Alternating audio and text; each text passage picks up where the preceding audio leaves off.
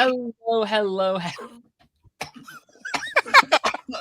Oh God, I'm sorry. Worst moment to have a coughing fit. All right. I thought you were dying. I was like, what the hell is happening? I thought it was beatboxing over there. I did too. The way it was bobbing his head back and forth. Hello, everybody. Welcome back to the Superman and Lois Retrospective. We're back. All three of us are back for the first time in what feels like a month. Welcome to the show. We are talking about Season 2, Episode 5, titled Girl, You'll Be a Woman Soon. One of the most controversial episodes of Superman and Lois. Yeah, and it feels like it's been a month because this episode aired like after a month-long break back in the day. That is true. That is true. Surely did. Host of the channel, Lance is here. How's it going, Lance? I'm good. I cannot complain. And then Mr. Joypad Jerk is here as well. How's it going, man? I'm doing good. How are you, Darren's Sanctuary? I'm good. I'm happy to be back. This hasn't been my favorite season, but as I sat down to watch it, I was like, you know what? I'm glad to be back on the Superman and Lois train. Even at its worst, I still adore this show so unbelievably much. Yeah, because we're in one of those stretches again where even though we're in a new DCU era right now, we're still in kind of a stretch where we don't have anything for a while. So. Yeah. Not until June, right? Nothing. They keep flip-flopping the release date on that, so I have no idea when that's releasing. Supergirl, June? I don't know. Oh, yeah. Yeah, Supergirl's June, yeah. But we don't know about Lanterns yet. We just know Lanterns. Yeah, Clayface got delayed by a month, though. So thank God. Yeah. The only time I ever say that. I mean, that release date was a little cursed, so I agree. Yeah. Anyway. I remember watching this episode when it first aired and just being so mad. I was so pissed. I was like, what are we doing? Why are we doing this? And it's interesting watching it, having like full context of the whole show and like Kyle's full journey. And like I get it. Like I think I do get it now and kind of what they were going for. But at the time, I was like, this is the most like CW drama. It's like some of the most we get in like the CW Arrowverse, I think. Like this is so soapy. and that's not always a bad thing, but it is very soapy. Yeah, for a chunk of this season, my first time through, I was wondering, do the Cushings still need to be here? Like I was wondering that for a good chunk of the season, the first time through. Where it all ends up in hindsight, I think they are still good characters through and through. There are points where, it's frustrating with some of them, and understandably so. I'm not saying that I agree with every writing choice, but like if this is like some of the worst that the season gets, compared to the rest of the ones on the network, it's a pretty big difference. I think they're the best and worst part of the season.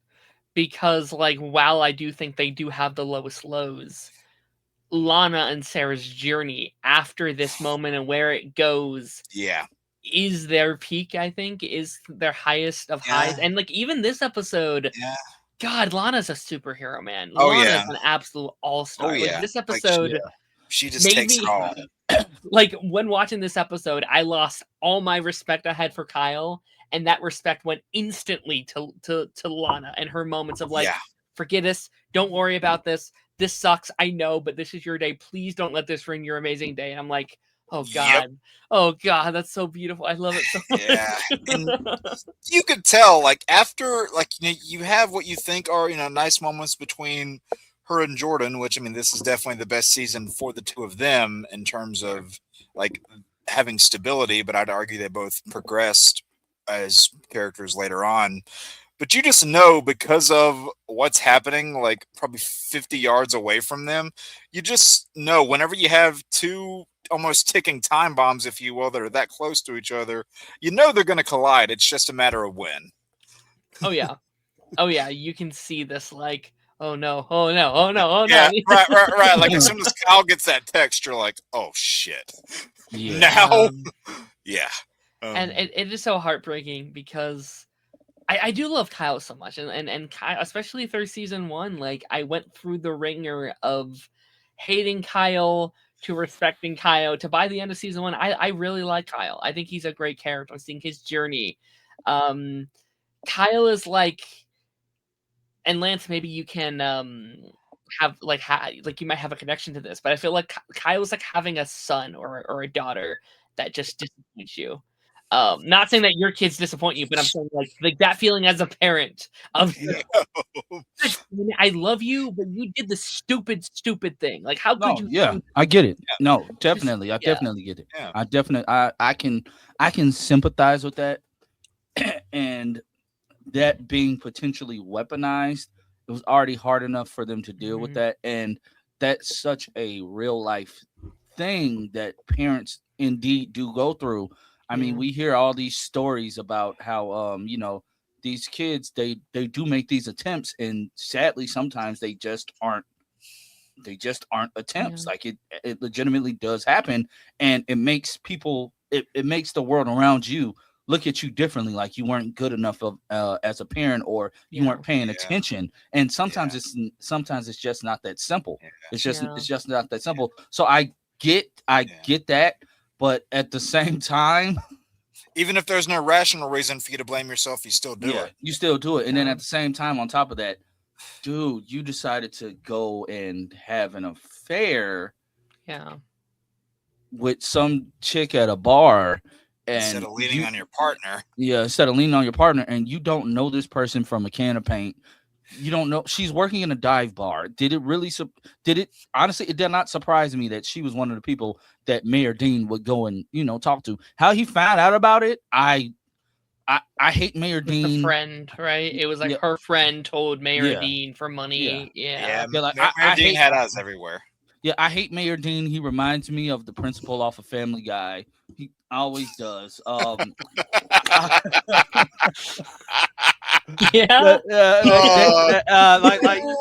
he just has that punchable of a face.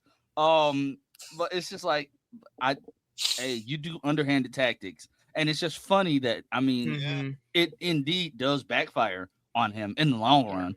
But I mean, Kyle, you do dumb stuff, you get the results. And you play stupid games, you win stupid prizes. And then he's trying to do damage control. When Dean said that in front of Lana, I'm like, I forgot he said that. And I'm like, she didn't put two and two together. She just think he's talking about his alcohol abuse. Yeah. Like, and like that's already kind of spread throughout the public at that point. They already know that. And as a viewer, you're like, oh, is he about to say it? But then it's like, oh, that's still a blow. But you're thinking, okay, not as bad as it could have been until, And I think, like, even like retrospectively, I love the decision they did with Sarah in a couple episodes prior with her cheating situation. I think there's a reason they did that, and I think the reason is to show Sarah has this morality attached to her. She did that thing. And she took that prompt she had, and she went about it the right way. She told Jordan. She told it was that her same loved episode one. that she told him, right? Yep. I think it's teased at the end of the last. I don't remember if it's the exact same or not, but I can't remember if it because you see her come back at the start of 2. I can't remember if she tells him in that episode or not, or if it's one later. I think it's that episode where she lets everything kind of out. My point is, it's not dragged out. Yes, and like she does the right thing, and she goes to her father about it, and she looks up to him, and that is her moral compass, and who she gets her strength from. And this episode, her realizing that her daughter or that her father isn't who he thought he was. The scene outside with the three of them where she's stuttering, she can't talk, she is I was crying. It really got to me. And Kyle's face and Lana's face and all the actors in the scene give it their 110%. Wait, we got to that point? We haven't got to the reveal yet. What? We haven't gotten to the reveal of the affair at the bar mitzvah or the quinceañera. That happens in this episode. In episode 5? Yes. No, it doesn't. Go on I don't think you finished the episode, my friend. I did. It does. Not happen. It does not happen in episode 5. It happens in 6. they're having the quinceañera at the barn, and then Jordan and Sarah are out on the patio. That's in 6. Dude, I just finished watching it before I we did got on too. here. I think your HBO Max is broken, man. Hold on. we shall. I don't Fact think check. Lance finished the episode. Fact check made recording here. Before mass. And I felt like You didn't finish the episode. Hey, no, my HBO Max tweaked. It played episode 4 instead of 5, but it said 5. You're tired. Oh my gosh. Well, Hey, my episode. I mean- We're I mean, here. okay, We're well, here.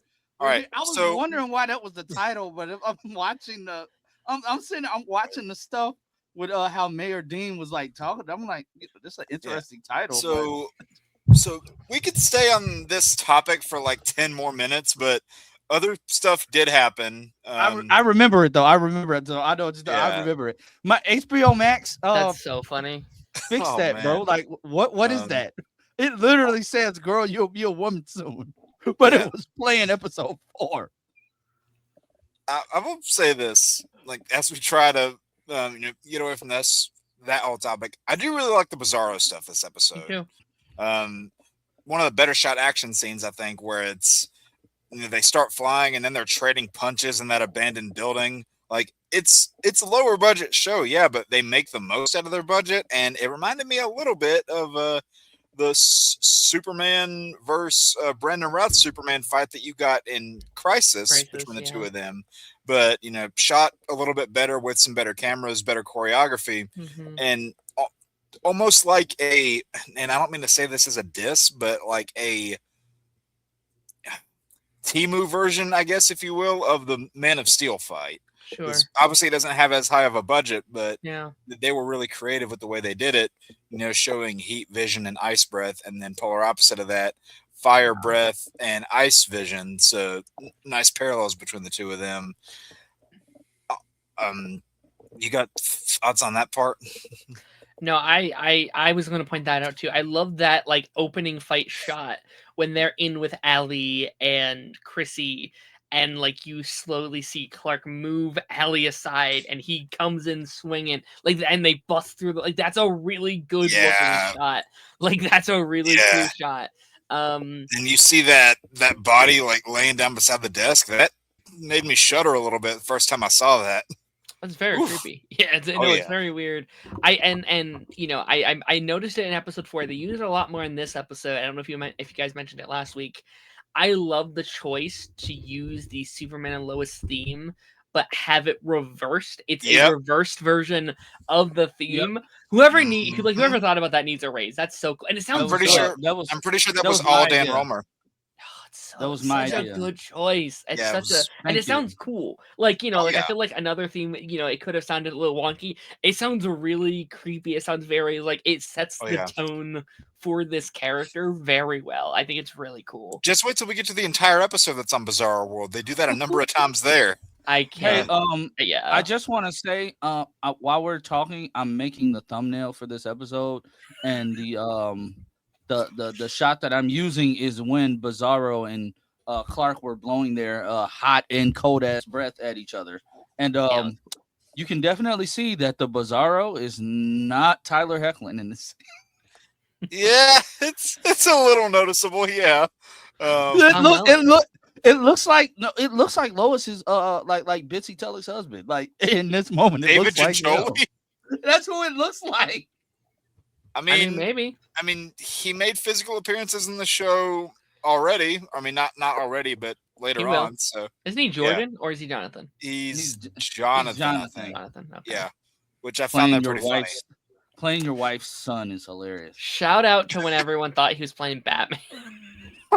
I mean, he's voiced Batman before in the Soul of the Dragon movie.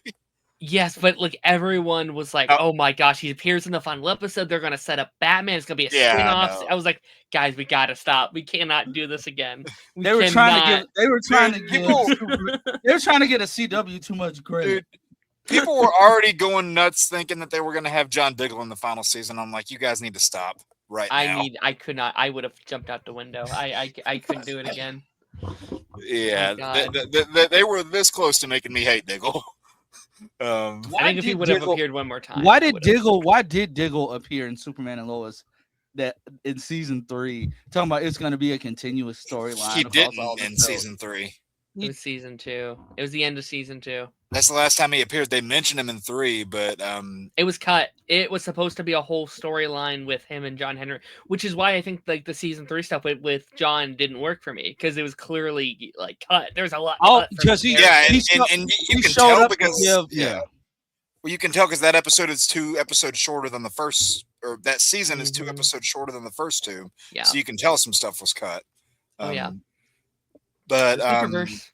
yeah, Remember that's, that? that's a topic for about 10 weeks ahead. That guy started that rumor on Twitter back then. Oh, no. Talking about some If you get me started on that, I'm going to get Superman pissed and off, Lois. and I don't want to get pissed off right now. And Stargirl is just in the Superverse. Ugh. That doesn't make sense. But no, I will say too, I was frustrated by the twins storyline this Me episode. too. I was too. Yeah, because what it's do you see right at the end? I can't remember, but do you see that Jonathan gets the XK, or do you think he has powers naturally? I mean, they show him taking XK. Right, but Jordan during the doesn't know yet. Jordan doesn't know yet. But Yeah. and like Jordan's like, come on, like we have to tell mom and dad's like, whoa, no, I Yeah. this the fall and Right. And that whole thing where they're training with Sam, like Sam was great during that scene, but the boys were getting on my nerves. It's like, okay, this is not why you guys are here. And then it turned into a contest, which happens between siblings. I get it, but comparatively to how it was before, where Jonathan was like, hey, just imagine this log is this bully's face. Yeah. Compare it to that, to now, it frustrates me because I really do like Jonathan, but episodes like this, I don't. This is easily his weakest season. I sometimes straight up kind of hate Jonathan in season 2. Like he's either frustrating or they're not doing anything with him in season 2. Yeah. It's one of the two. And like I think it's a good I do think the plotline's a good idea. I think it's kind of a smart idea to be like, oh, he takes drugs to try and like supplement him not having like that's a cool idea. It's just frustrating to watch. I don't enjoy watching it.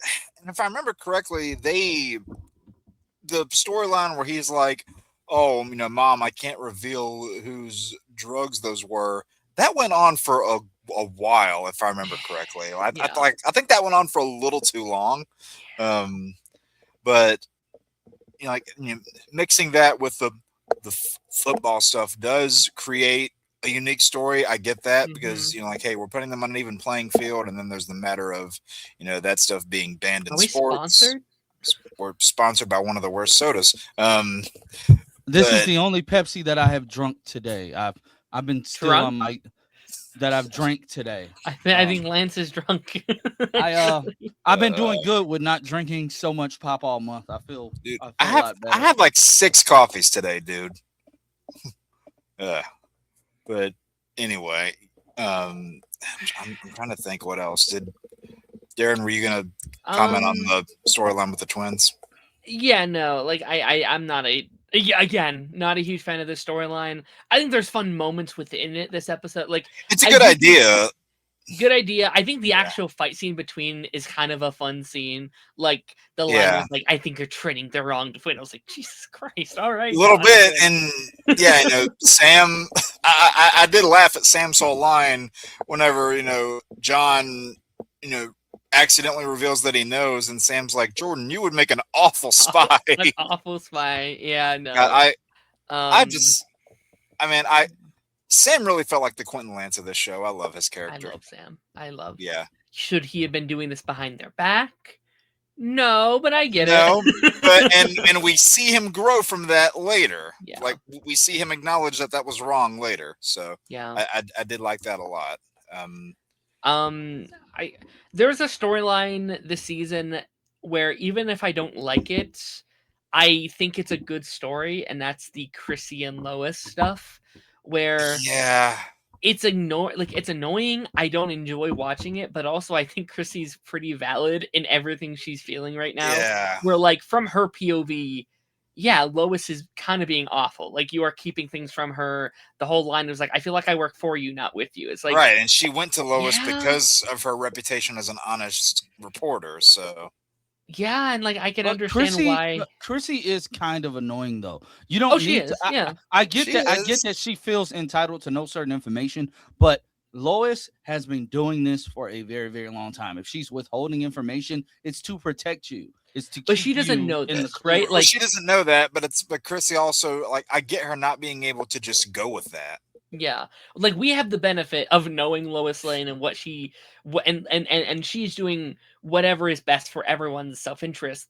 But Chrissy does not have that POV, and we see her have that POV once she knows, so she can be like, "Oh, okay, yes, she can go with Yeah, it." But and it right pays off with now, that. Yeah, it does pay off with that, and yeah, I don't know the stuff between her and Allie this episode. I mean, Allie in general, I don't is not a bad concept, but I just didn't like the way they did it. But especially the stuff in this episode, to their credit, I thought the flashbacks that they did, while slightly odd, they did shed a little bit of light on her. I'm like, okay, Mhm. so it wasn't originally her idea. It was something that her dad did. But then on one hand, I'm Mhm. thinking, all right, it's like carrying from childhood trauma, but we don't see any of that. We're just told. So Yeah.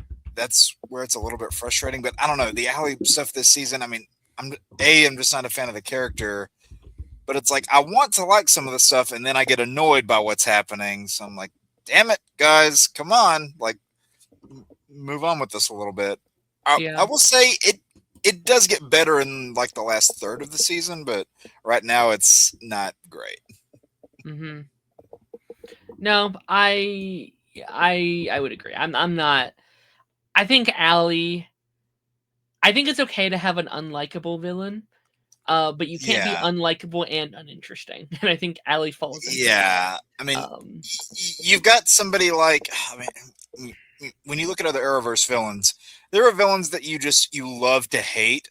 Whether you're Yeah, talking about like Malcolm Merlin or Adrian Chase sure. or Zoom or people like that, like they bring such a presence and you just love to hate them, but what they're doing is interesting. Yeah. This What is the about kind of Ramsey villain. Russell? Yeah, I'll even give him that too. I mean, I wouldn't call him love to hate, but I liked him as a villain. Yeah.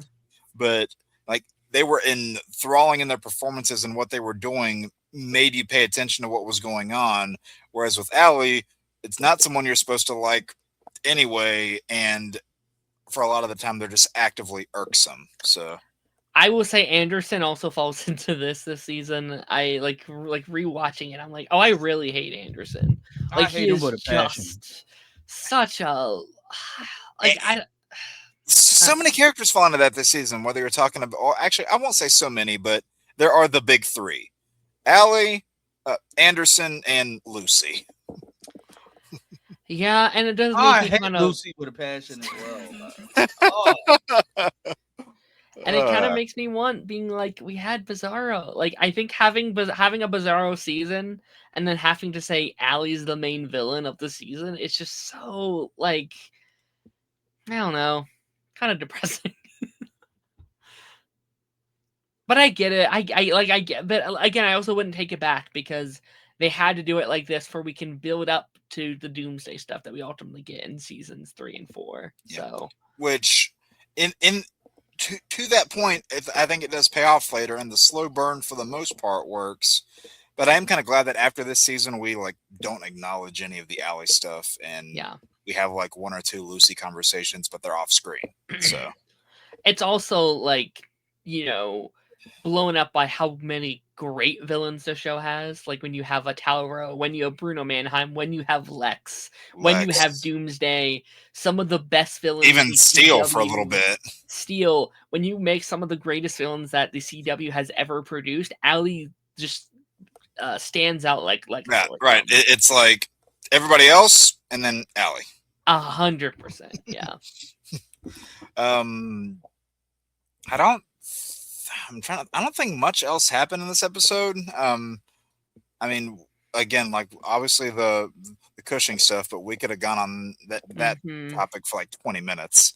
No, I like the Sarah and Jordan conversation about depression. I actually thought that was a very beautiful Yeah. scene of her being Oh like, yeah. Like probably that a was one lot. of the best representations I've seen in a minute of just being like, I just was having bad days. I was just, I was Yeah. just in a bad mood until I wasn't, and it snowballed. I was like, oh, that's such a great way of putting it. There's something else I wanted to say, and I forget what it was, but yeah, no, I like, even though I don't enjoy watching this episode due to just because of how heartbreaking it is, it's a good episode. I think Yeah. it's actually probably one of the better episodes of the season. Weirdly enough to say, Yeah, I think so too. yeah, good stuff. Yeah. I like it.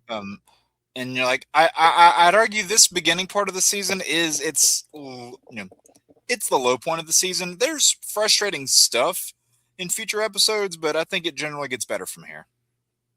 Yeah, until the end where I was pissed off for like a year straight. Oh, that's an entirely different conversation. Oh my god. Yeah, I think that pretty much covers it. Well, chat, people in the comment section, let us know what you thought about this episode if you are indeed rewatching with us. And I do apologize for the inconsistent posting. We're trying to get back on schedule, but when you have so many live streams and so many different things that you have to cover, it gets hard, but we are managing. But until our next communion, as the great H.R. Wells would say, rest in peace, H.R. Okay, bye. We need an HR. Yeah, we need an HR. Wait, what? Oh. Oh, make sure you like, share, and subscribe if you're new here. And yeah. After the last Party Nation, yes, we do need an HR.